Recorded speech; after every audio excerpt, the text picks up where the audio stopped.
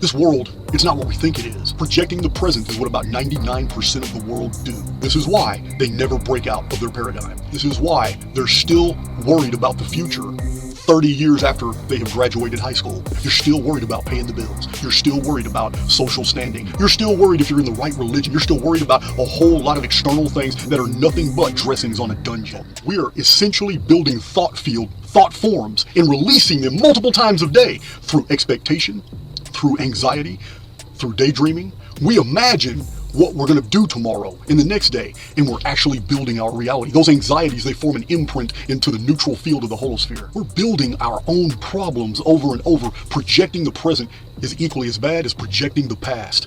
Somehow they are chained to incidents in the past that prevent them from moving forward into a better future. You are existing within two separate independent realities as you are listening to my voice.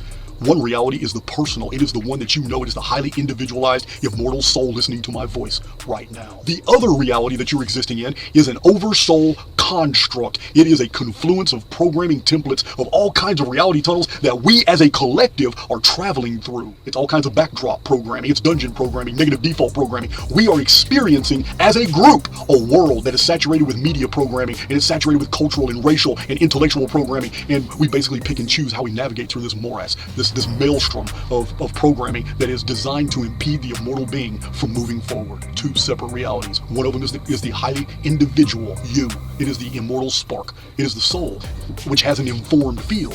That informed field possesses every iota of data you have ever absorbed in your entire life now, and in all the life sims that you have been traveling in this construct. However many lifetimes you've lived before, you have acquired data. Your informed field builds up. This informed field is what nature responds to. It's also what gives you power over your environment and over the minds of others you come in contact with. It makes them pay attention that we are not here to save the world, because the world is an artificial construct, and everything here is just the opposite of what it should be. We imagine what isn't, but pretend that it is, and it comes to pass. This is the method we use. It's not the law of attraction, it's the law of reflection.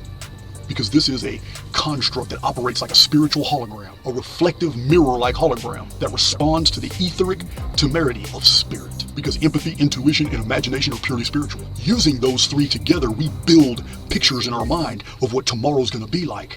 And then we follow through. We project this, and then we act as if we are, so we will be.